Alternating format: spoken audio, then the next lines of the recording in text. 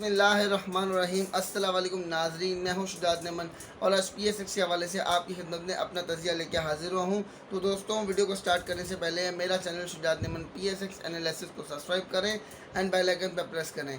तो दोस्तों, आज की वीडियो स्टार्ट करते हैं आज की मार्केट परफॉर्मेंस के हवाले से। तो ऑल ओवर मार्केट में 640 पॉइंट का नेगेटिव सेशन देखा गया और 216 पॉइंट का प्लस सेशन देखा गया और 243 पॉइंट माइनस मार्केट की क्लोजिंग आई। जिसमें अब ऑल ओवर मार्केट परफॉर्मेंस के हवाले से बात की जाए तो स्टार्टिंग लेवल पे इंडेक्स प्लस लेवल पे था और वहाँ से वापसी करके 640 पॉइंट तक गया, फिर रिकवरी मिली और मार्केट जो है वो 100 से 150 और 200 के माइनस लेवल तक प्ले करती रही और 243 माइनस में क्लोजिंग आ गई।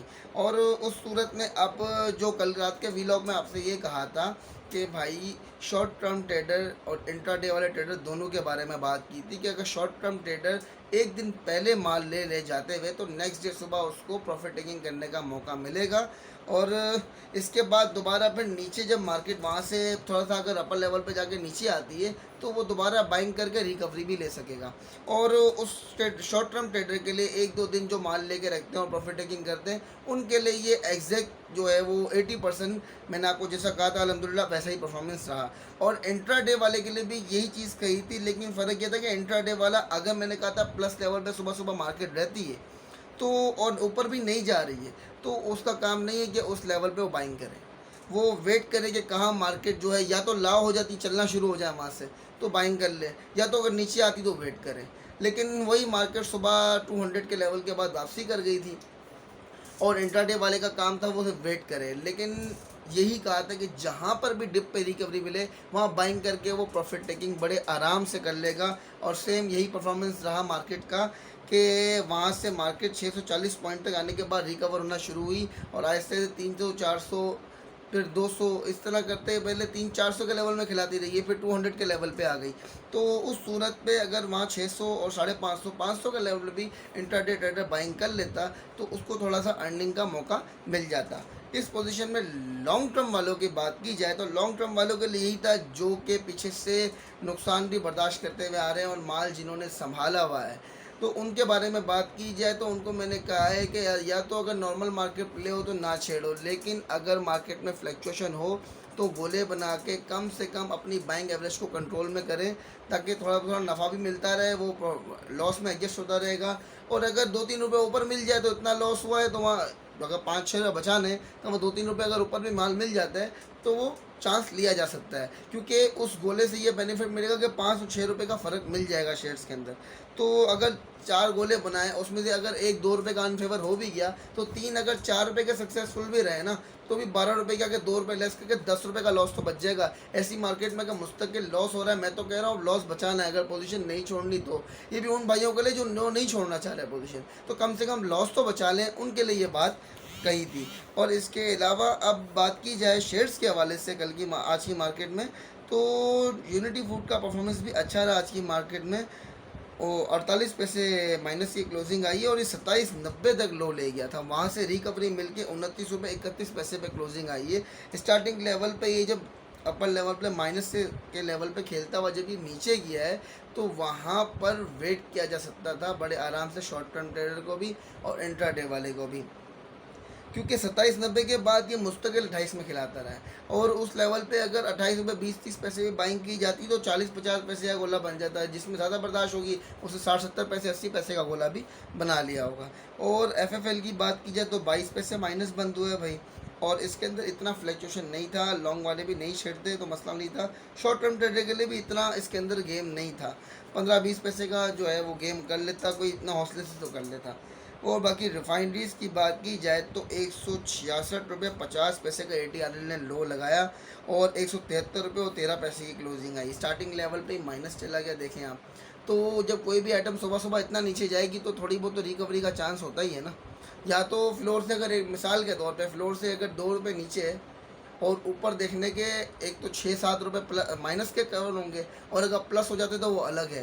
तो ऐसे लेवल पे चांस लेना चाहिए, क्योंकि मार्केट सुबह सुबह अगर कोई आइटम इतना माइनस हो गया है तो अगर वो 2-3 रुपये रिकवरी भी देता है तो भी शॉर्ट टर्म ट्रेडर को ऐसे आइटम में बेनिफिट मिल जाता है। तो उस सूरत में मेरा ख्याल था कि वह सुबह सुबह जब इतना माइनस हो तो 166.50 का लो है अगर 167, 168, 169 के लेवल पे, 170 के लेवल पे बाइंग हो जाती तो 2-3 रुपए का चांस था रिकवरी का। और एनआरएल की बात की जाए तो 248 तक का लो दिखाया है और 8 रुपये और 84 पैसे प्लस बंद हुआ है और 275 का हाई दिखा दिया और 248 का लो है। इसके अंदर भी शॉर्ट टर्म ट्रेडर बड़े आराम से काम कर सकता था, क्योंकि इतना लो दिखाने के बाद जब रिकवरी होना शुरू हुई है तो अगर थोड़ी बहुत बाइंग की जाती तो उसके अंदर बेनिफिट मिल जाता कि 6-7 रुपये तक का गोला, क्योंकि इससे लेवल तो जब शॉर्ट टर्म ट्रेडर और प्रॉफिट टेकिंग करने ही करता है ऐसी मार्केट में, तो 5-6 रुपये 7 रुपये तक का गोला तो बड़े आराम से बनाया जा सकता था इसके अंदर भी। और लॉन्ग टर्म वालों के लिए ये बेनिफिट था कि जब ऊपर के लेवल से नीचे जा रहा था तो उनको मैंने कहा था पहले ही पोजीशन ड्रॉप कर दें, जहाँ डिप से रिकवरी मिले। कोई एग्जैक्ट लो पे कोई भी माल नहीं ले सकता, लेकिन 2-4 रुपये के फ़र्क से भी माल मिल जाता तो बहुत अच्छी रिकवरी थी। 171 रुपये और 62 पैसे की क्लोजिंग आई है, एक अच्छा मूवमेंट रहा। पीआरएल 22 पैसे माइनस बंद हुआ, इतना कोई खास परफॉर्मेंस पीआरएल के अंदर नहीं रहा। 16.60 का आई है, 16.22 की क्लोजिंग है।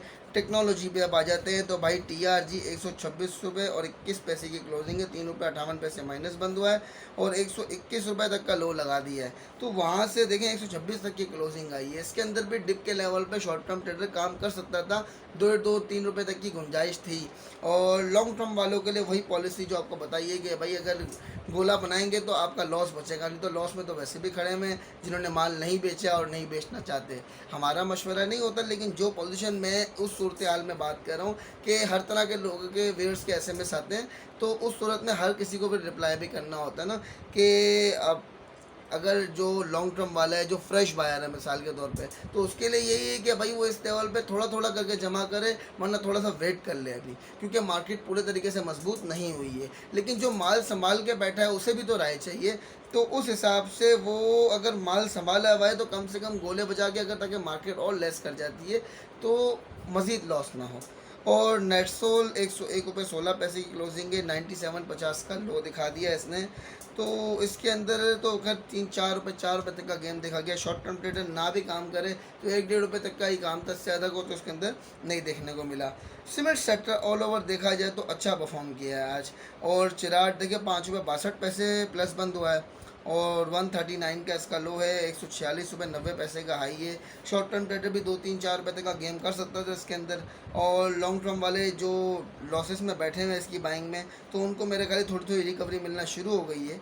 और मैपल लीफ सीमेंट के अंदर भी 15 पैसे प्लस बंद हुआ है और वो सुबह ही कैप हो गया था। और आपको मैंने कहा जब भी कोई आइटम सुबह कैप हो जाए तो वापसी उसने थोड़ा होना, ये बहुत कम ऐसा होता है कि सुबह का कैप हुआ आइटम वहीं पर रुक जाए, वरना वो खुलता है। अगर दोबारा कैप हो जाए तो वो अलग बात है, लेकिन अगर खुल के नीचे आ गया तो बाज़ औक़ात कैप नहीं भी करता।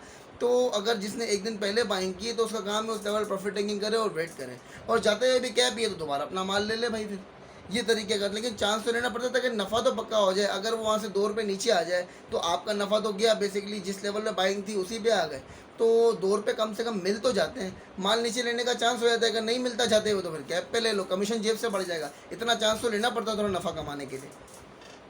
और फ्लाइंग 50 पैसे माइनस बंद हुआ है। फ्लाइंग भी स्टार्टिंग लेवल पे प्लस खेलता रहा, इसके बाद थोड़ा सा प्रेशर देखने को मिला है इसके अंदर।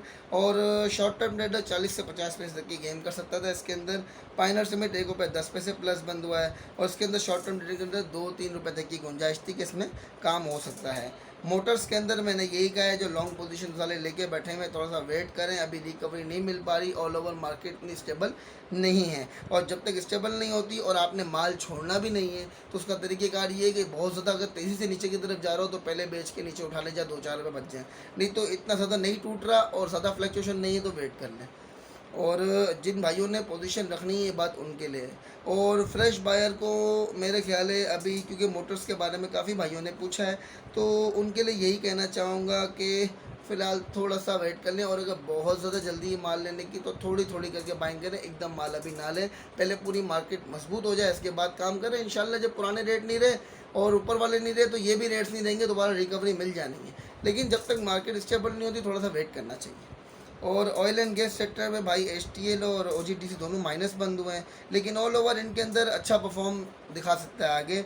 और ऑयल के अंदर और सीमेंट के अंदर जो है वो थोड़ी थोड़ी मजबूती आहिस्ते आहिस्ते आ रही है। साइड आइटम में फ़िलहाल वही जीजीएल है, ट्रिपल जीएल है, आज तो कम टूटे हैं थोड़ा सा, तो ये भी आहिस्ते आहिस्ते स्टेबिलिटी की तरफ जा रहे हैं, मजबूत होते जा रहे हैं। तो थोड़ा सा वेट कर लें, जहाँ पर भी रिकवरी और मजबूत हो जाएंगे तो इंशाल्लाह बाइंग करेंगे तो उसके अंदर नफ़ा होगा। तो फ्रेंड्स, आप लोगों से आज की मार्केट के हवाले से बात हुई, मंडे की मार्केट के हवाले की मंडे की मार्केट के हवाले से बात होगी इंशाल्लाह संडे वाले दिन। मैं शुजात अहमद आप लोगों से इजाज़त चाहूँगा। जज़ाकल्लाह, अल्लाह हाफ़िज़, शुक्रिया।